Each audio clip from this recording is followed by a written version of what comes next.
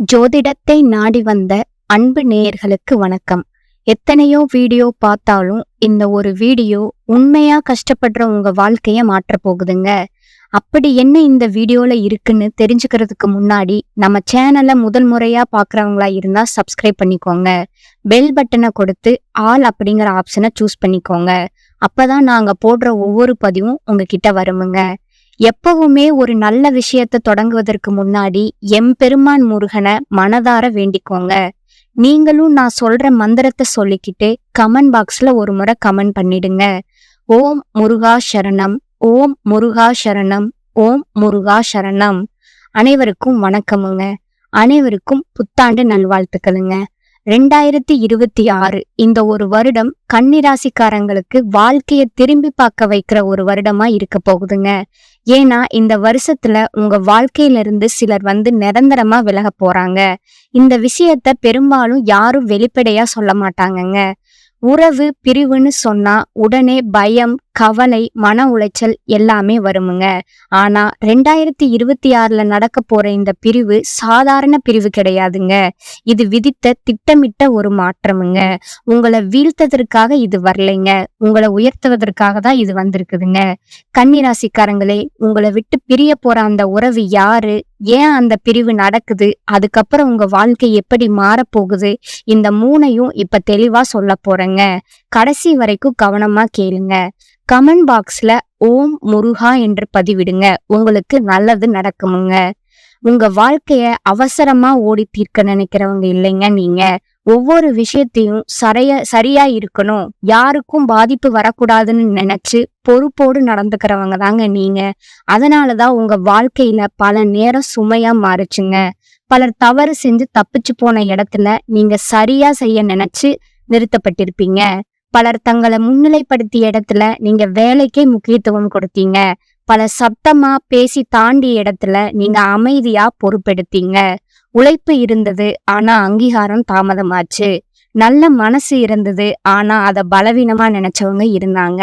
நம்பிக்கை வச்சீங்க, ஆனா சில நேரம் அதே நம்பிக்கை உங்களை சோர்வடையவும் வச்சுதுங்க. கஷ்ட நேரத்துல நீங்க பலருக்கு துணையா இருந்தீங்க, ஆனா உங்களுக்கு நீங்க நலமா இருக்கீங்களா அப்படின்னு கேட்க யாருக்கும் நேரம் வரலங்க. வேலை, பணம், குடும்ப உறவுகள் எல்லாத்தையும் ஒரே மனசுல சமாளிக்க முயற்சி பண்ணீங்க. ராத்திரி அமைதியா படுத்திருந்தாலும் உள்ளுக்குள்ள எல்லாமே சரியா நடக்குதா, எந்த தவறும் நடக்க கூடாதா ஆண்டவா அப்படிங்கிற சிந்தனை ஓடிக்கிட்டே இருந்ததுங்க. அதனாலதான் பலமுறை உங்களுக்கே உங்க மேல சந்தேகம் வந்திருக்குங்க. நான் இவ்வளவு முயற்சி பண்றேன், ஆனா என் வாழ்க்கை ஏன் இன்னும் ஒழுங்கா ஆகல அப்படின்னு உங்களுக்கு தோணிருக்குமுங்க. கன்னிராசிக்காரர்களே, இந்த கேள்விக்கு ஒரே பதில் தான். நீங்க தவறல்ல, உங்களோட இயல்பே அப்படித்தான். பொறுப்பு, ஒழுங்கு, நேர்மை இதுதான் உங்களோட அடையாளம். 2026 இந்த இயல்பு மாற்ற வரலங்க, இதற்கு பலன் தர வருதுங்க. இதுவரைக்கும் வந்த கஷ்டங்கள் ஏன் வந்தது, எந்த இடத்துல வாழ்க்கை உங்களை நிறுத்துச்சு, எந்த திசையில திருப்பம் வரப்போகுது, 2026 உங்களுக்கு என்ன மாற்றம் நடக்க போகுது, இதையெல்லாம் ஒவ்வொன்னா தெளிவா பார்க்க போறோமுங்க. உங்களுக்கு ஏதாவது சந்தேகம் இருந்தாலும் கேளுங்க. கன்னிராசிக்காரர்களே, 2026 உங்களுக்கான ஒழுங்கான உயர்வின் தொடக்கமுங்க. பல வருட வேதனைகள்ல உண்மை காரணம் பாத்தீங்கன்னா உங்க வாழ்க்கையில பல வருடங்களா நடந்த கஷ்டங்கள் கிரக சுழற்சியால மட்டும்தாங்க நடந்திருக்குது. அது உங்க மனதோட இயல்புங்க. உங்க பொறுப்புணர்வு, உங்கள் நேர்மை எல்லாம் சரியா இருக்கணும் என்ற குணம், இதையெல்லாம் சேர்ந்த ஒரு கனமான சுமைங்க. இது ஜாதக கதை இல்லைங்க, நீங்க வாழ்ந்த உண்மைங்க. எல்லாம் சரியா செய்யணும் என்கிற மனநிலைமை தான் உங்களுக்கு அதிகமா இருந்துச்சுங்க. கன்னிராசிக்காரர்கள் வாழ்க்கையை லேசா எடுத்துக்க மாட்டீங்க. நீங்க சின்ன விஷயமா இருந்தாலும் அது சரியா இருக்கணும். வேலைனா வேலை சரியா இருக்கணும், உறவுனா உறவு சரியா இருக்கணும். பணம், வார்த்தை, நடத்தை எல்லாத்துலயும் ஒழுங்கு. ஆனா இந்த ஒழுங்கே உங்களுக்கு ஓய்வு கொடுக்கலங்க. நீங்க தவறு செய்யலங்க, ஆனா தவறு செய்யக்கூடாதுன்னு உங்களை நீங்களே அதிகமா தண்டிச்சிட்டீங்க.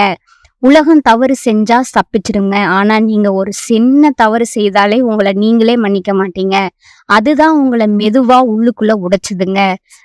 ரெண்டாவது பாத்தீங்கன்னா, எல்லாருக்கும் பொறுப்பு, ஆனா உங்களுக்கு யாரும் பொறுப்பு இல்லைங்க. கன்னிராசிக்காரர்கள் யாராவது சரியா செய்யலைன்னா அதை திருத்தி கொடுக்க நினைப்பீங்க. வேலை செய்யற இடத்துல, வீட்டுல, உறவுகள், நட்பு எங்க இருந்தாலும் நான் பாத்துக்கிறேன்னு நீங்க முன்னாடி வருவீங்க. ஆனா நீங்க உடைஞ்ச நேரத்துல பாத்தீங்கன்னா சொல்லி யாரும் உங்கள ஒதுக்கி போனவங்க தாங்க நிறைய பேர் இருக்காங்க. நீங்க எல்லாரையும் சரியா வச்சிருக்கீங்க. உங்கள நீங்களே பின்னால தள்ளிக்கிட்டீங்க. அந்த தள்ளல் பல வருடங்களா உங்கள முன்னேறவே விடலைங்க. 3வது பாத்தீங்கன்னா, அதிக சோதனைங்க.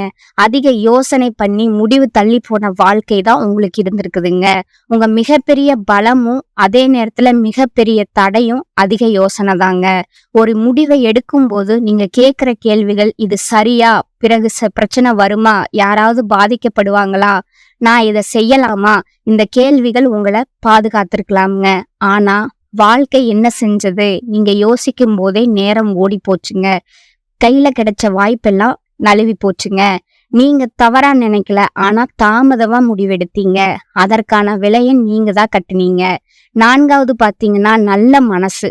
உலகத்துக்கு வசதி, உங்களுக்கு வலி. கன்னிராசிக்காரர்கள் உள்ளத்துல கபடம் இல்லாதவங்க.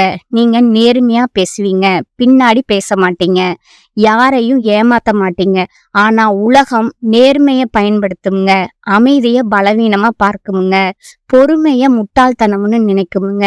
நீங்க பரவாயில்லைன்னு விட்டது மத்தவங்களுக்கு இவரை இன்னும் பயன்படுத்தலாம்னு தோன்ற எண்ணம் உருவாச்சுங்க. அந்த நல்ல மனசே உங்களுக்கு ஒரு மறைமுக தண்டனையா மாறுச்சுங்க. 5வதா பாத்தீங்கன்னா, உணர்ச்சியை அடக்கி வாழ்ந்ததால உங்க மனசு உடைஞ்சிருச்சுங்க. கன்னிராசிக்காரங்க வெளியில அதிகமா காட்ட மாட்டீங்க. உங்களுக்குள்ள என்ன வேதனை இருந்தாலும் வெளியில காட்டாம அடக்கி வைப்பீங்க. பிறருக்கு தொந்தரவா கூடாதுன்னு நீங்க அடக்கி வச்ச உணர்வுகள் ஒரு நாள் உங்களை உள்ளுக்குள்ளேயே உடைச்சதுங்க. அழுதா லேசாயிடும்னு தெரிஞ்சும் அழல, பேசுனா புரியும்னு தெரிஞ்சு நீங்க பேசல. அந்த மௌனமே உங்களுக்கு பெரிய சுமையா மாறுச்சுங்க. 6வது பாத்தீங்கன்னா, உங்களை முழுசா புரிந்து கொள்ற மனிதர்கள் ரொம்பவும் குறைவுங்க. கன்னிராசிக்காரர்களை பலர் இப்படி நினைப்பாங்க. அதிகம் யோசிப்பார், எப்போதும் கவலைதாங்க. சாதாரண விஷயத்தையும் பெருசாக்குவார். ஆனா நீங்க பெருசாக்கல, நீங்க ஆழமா அதை பாக்குறீங்க.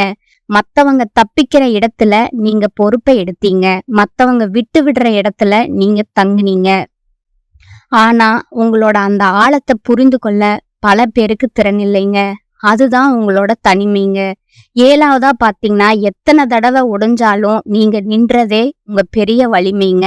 கன்னிராசிக்காரங்க வெளியில சத்தம் போட மாட்டீங்க, ஆனா உள்ளுக்குள்ள போராடிக்கிட்டே தான் இருப்பீங்க. உடைஞ்சீங்க, சோர்ந்தீங்க, தோற்றம் மாதிரி தோணுச்சுங்க. ஆனா வாழ்க்கைய நீங்க விட்டு கொடுக்கலங்க. அந்த அமைதியான போராட்டமே உங்களோட உண்மையான சக்திங்க. யாருக்கும் தெரியாம நீங்க உங்களை காப்பாத்திக்கிட்டீங்க.